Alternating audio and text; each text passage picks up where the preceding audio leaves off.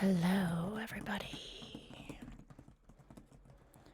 Today, I'm going to unbox something that's going to be a new fixture on this channel.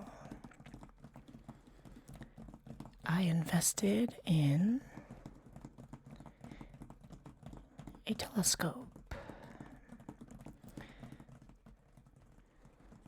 So we are going to unbox the telescope for part 1 of this video, and part 2 will be the images that we take with the telescope. So let's get started.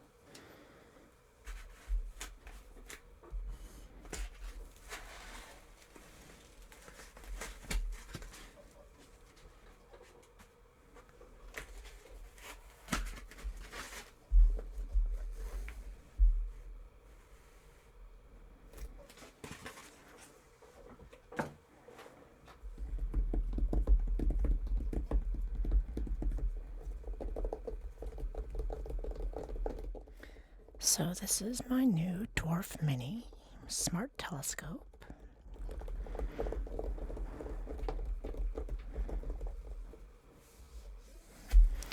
And we are going to be able to look at some amazing pictures of the universe with this.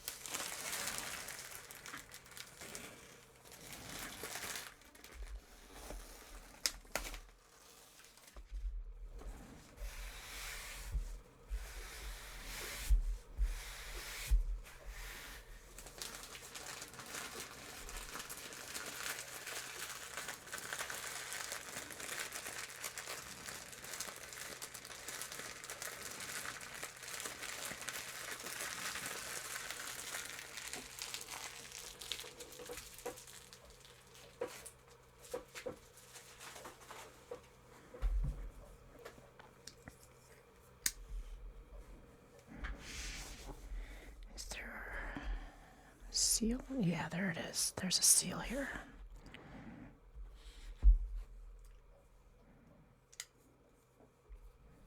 there's two.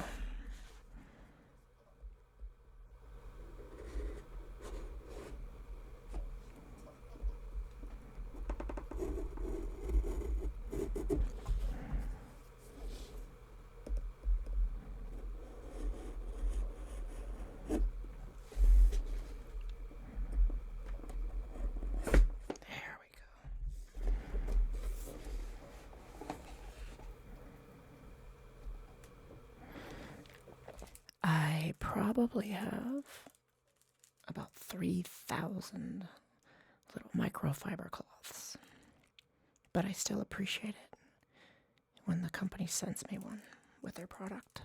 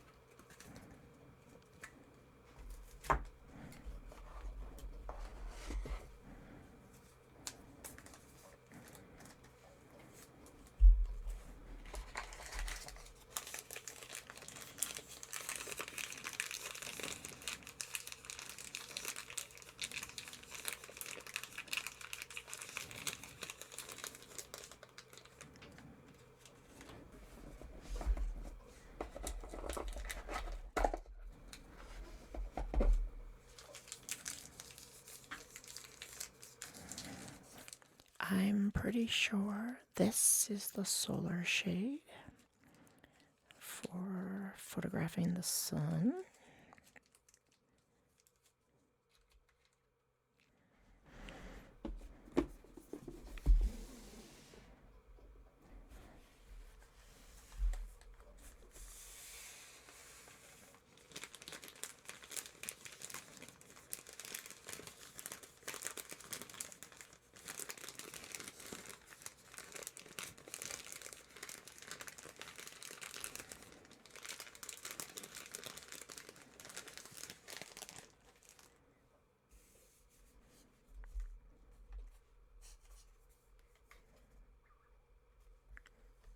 And there it is. So this is how small it is compared to my knife. Or I should say how big it is compared to my knife.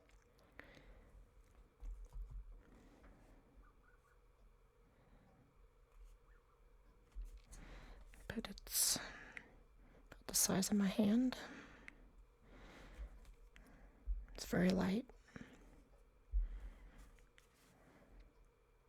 Has a rotating base to help track whatever it is you're viewing in the sky that night.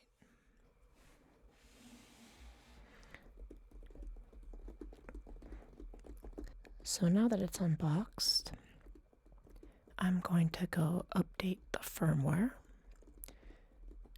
watch some tutorials, learn how to properly use this beautiful little device, and then you and I will link back up in just a second to look at some of the results. I'll meet you outside.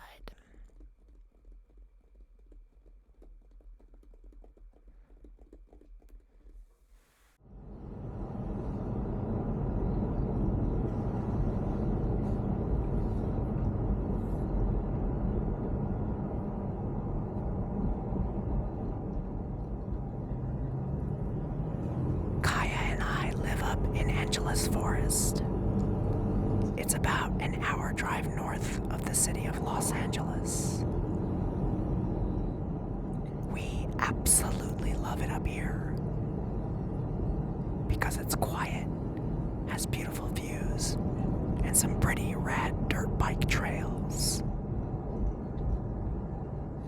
We would have loved to just stay home and get some great images from the comfort of my living room. But unfortunately, my oak trees take up so much of the night sky that I don't get a whole lot of time for long exposures. So we decided to come up to the peak for some wide open night sky. First step, no pun intended, is getting Kaya set up with her stairs and her bed. Then I got the scope set on the tripod and started the calibration process. With the tripod on level ground, point the scope towards true north, then tilt it back 60 degrees.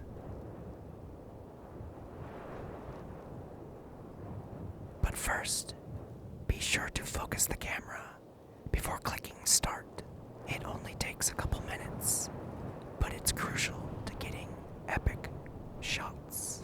Once you are focused, you can start the calibration process.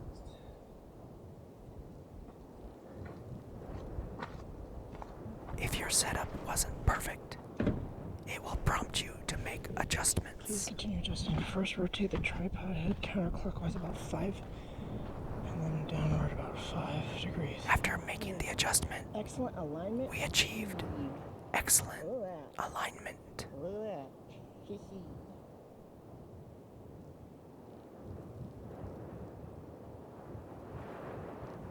You can use the Sky Atlas function to point your phone at constellations in the sky.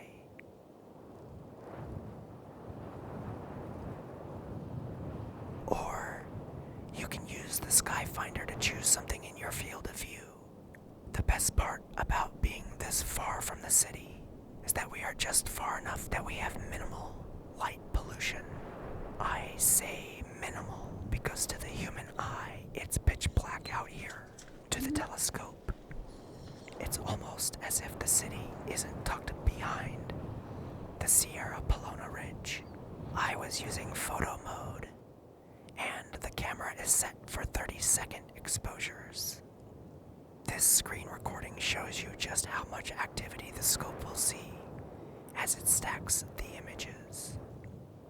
I'm not sure if these are satellites, debris, or shooting stars. So now that the scope is doing its thing, Kaya and I decided to share a Granny Smith apple while we wait. For 6 hours we camped out. Be sure to stick around until the end, because the images only get better as the night grew longer. And this is what we got. This is NGC 2997. A grand design, a perfect spiral, spinning in the constellation Antilia. Can you feel the rotation? Even though it looks perfectly still, those arms are sweeping through space, thick with billions of stars, gas, and ancient dust. It's millions of light years away, a tiny glowing island, isolated in the dark. Look at the core, that bright, creamy center. It's a dense city of older, golden stars huddled together for warmth, and spreading out like ripples in a pond are the spiral arms. Those arms are actually waves of pressure traveling through the galaxy, triggering the birth of new suns as they pass. It's a slow, rhythmic heartbeat of creation. The stars you see around it, the bright ones, they are much closer to us. They are just the rain on our window pane, while the galaxy sits far, far in the distance, floating, spinning, drifting into sleep.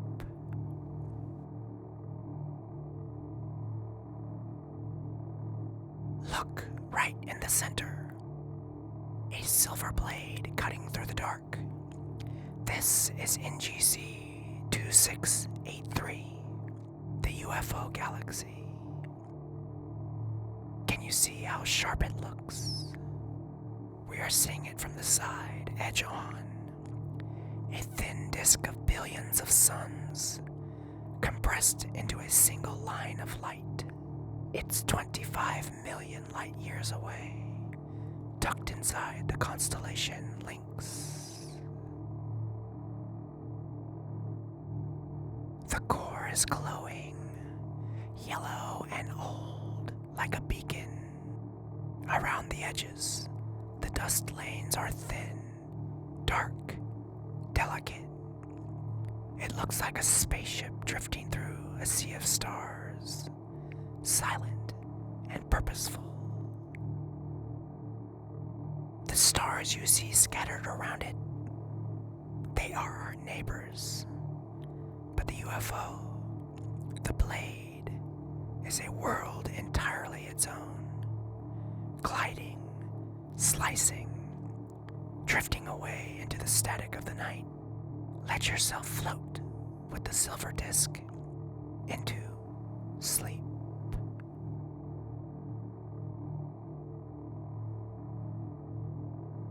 Do you see it? Floating in the hair of Berenice is an eye, wide and unblinking. This is Messier 64, the Black Eye Galaxy. Look at that dark, jagged crescent.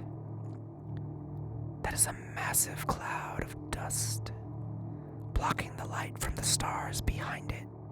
It looks like a bruise or a shadow cast across a glowing pool of silk.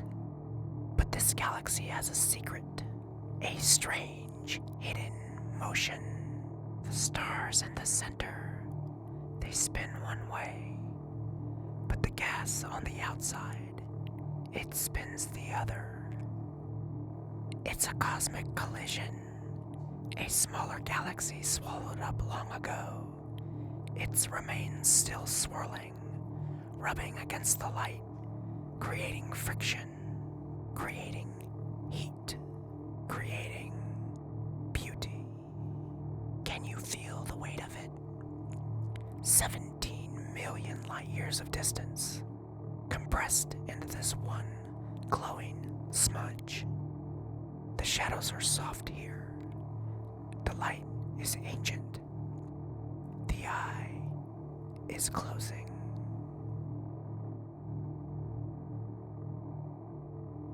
Hidden in the head of the lion.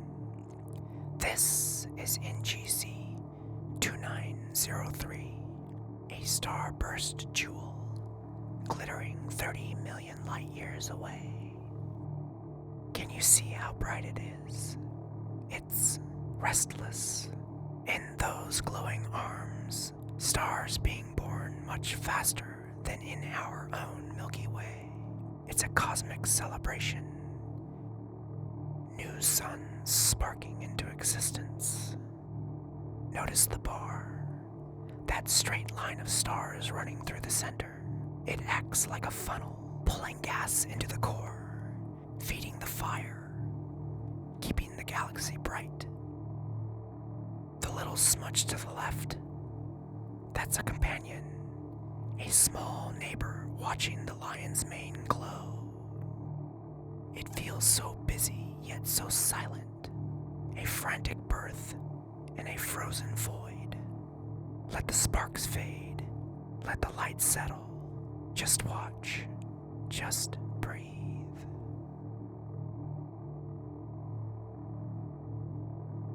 Look closely, right into the heart of the garden. This is the Rosetta Nebula C50, a celestial flower blooming in the cold, dark silence of the Monoceros constellation. It sits 5,000 light years away, so far that the light hitting your eyes right now began its journey before the Great Pyramids were even built. Notice the deep velvet reds. That's hydrogen gas, glowing softly like embers in a dying fire. It's thick and heavy, a nursery where new stars are being whispered into existence. Do you see the cluster in the center? Those stars are the children of this nebula. Young, hot, and brilliant. They are O-type stars, giants that breathe out a powerful stellar wind. That wind is carving out the hollow center you see, pushing the dust away, sculpting the petals of the rose, the dark veins, dust lanes. They look like cracks in a painting. They are dense clouds of soot and silicates, hiding the secrets of stars yet to be born. Rest your eyes on the center. Let the red mist wrap around your thoughts. Everything is vast. Everything is still. Everything is quiet.